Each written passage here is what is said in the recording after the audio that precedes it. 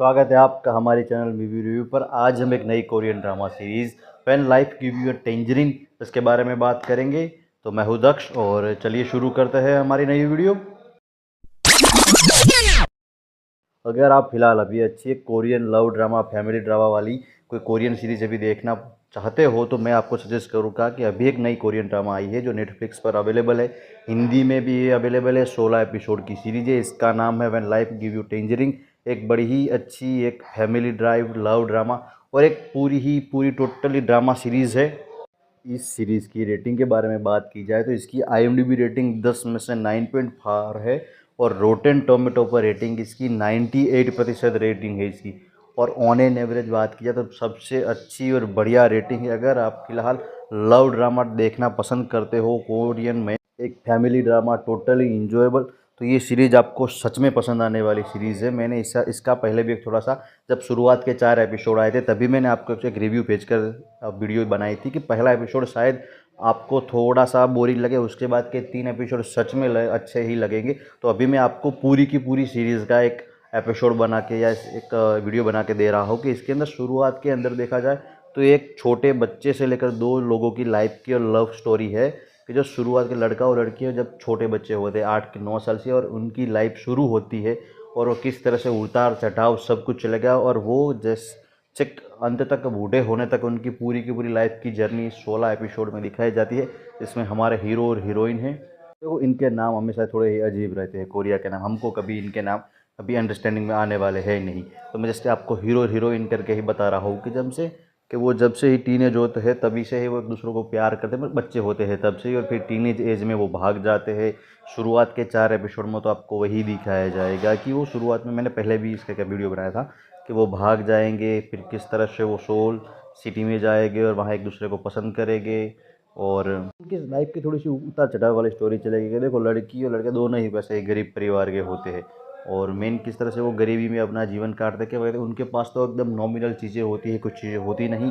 लेकिन इसका जो प्रेजेंटेशन, तो स्टोरी एकदम इसकी सॉफ्ट है। स्टोरी में ज़्यादा कुछ है नहीं कि एक सिंपल सी एक लाइफ स्टोरी चल रही है इसकी, किसी भी व्यक्ति या किसी इंसान की जब जो शादीशुदा आदमी होते हैं, पर्सन होते हैं, और उनकी कैसे लव लाइफ चलती है, उनके उतार चढ़ाव। लेकिन इसका जो एक्सप्लेनेशन किया गया है और वो एक ज़बरदस्त एक्सप्लेनेशन है हर एपिसोड में, जिस तरह से एक इम्पैक्ट आपके दिमाग पे क्रिएट करता है कि जैसे कि मान लो कि हम आपकी ही लाइफ जी रहे हो या कहीं ना कहीं आप इस चीज़ से कनेक्ट कर जाएंगे कि हमारे फैमिली में जो डिस्प्यूट चलते रहते हैं वही है सब कुछ वहाँ पर भी। आप कोरिया में जाओ या कुछ भी दुनिया में जब, तो मुझे ऐसा ही लगने लगा कि हमारे परिवार में जो कुछ प्रॉब्लम होती है हमारे टीवी सीरियल जैसा, लेकिन कुछ उसी तरह के आप कहीं ना कहीं कुछ चीज़ों को कनेक्ट कर पाएंगे। और सच में अंत तक एपिसोड इसके जो कुछ 15 या 16 नंबर के जो एपिसोड है, सच में कहीं जगह पर इतने इमोशनल एपिसोड है, अगर आप थोड़े से बारीकी से देखो तो सच में आपको इमोशनल कर देने वाले।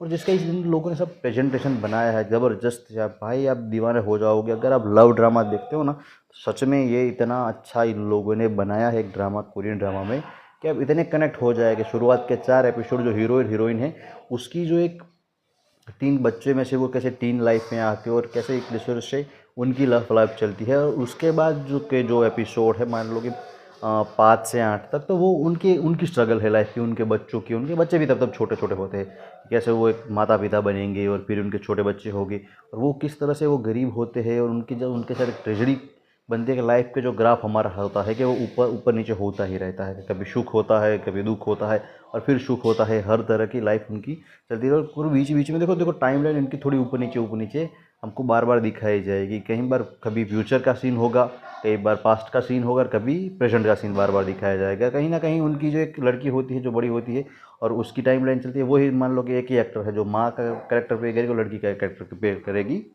और उसके बाद जो माँ का कैरेक्टर जो लड़की यानी कि हमारी जो हीरोइन है वो थोड़ा सा कैरेक्टर चेंज हो जाएगा।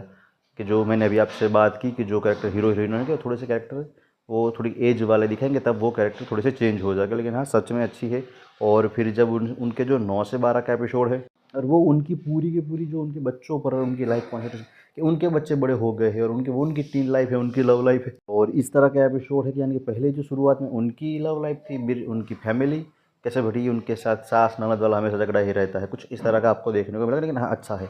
और फिर आखिर के जो 12 से 16 के एपिसोड है वो पूरी की पूरी उनकी फैमिली है, जॉइंट फैमिली है, यानी कि वो किस तरह के अब कुछ उनकी जो परिस्थिति है बिगड़ चुकी है और किस तरह से उनके उसका जो फादर है यानी कि मेन हीरो है वो किस तरह से परिस्थिति को हैंडल करता है, किस तरह से देखो कहीं ना कहीं हम भी ये हमारे फैमिली में फेस करते रहते हैं कि क्या होता है, कुछ चीज़ें ऊपर नीचे होती रहती है। लेकिन हाँ, सच में एक अच्छा ही फैमिली ड्रामा पारिवारिक है। अगर आप फैमिली के साथ बैठ कर देखो तब भी ही आपको अच्छा ही लगने वाला कोरियन ड्रामा है। कुछ किसिंग सीन शायद हो सकते हैं इसके अंदर जो भी है, लेकिन सच में एक अच्छा कोरियन ड्रामा लव ड्रामा है। सच में आप ऐसे इस तरह के ड्रामा को देखेंगे तो आपको सच में पसंद आने वाला ये ड्रामा है और मुझे तो सच में ये अच्छा लगा है। तो ऐसे ही मूवीज़ और सीरीज़ की जानकारी जानने के लिए हमारे चैनल को लाइक शेयर और सब्सक्राइब कर लीजिए। Till then bye.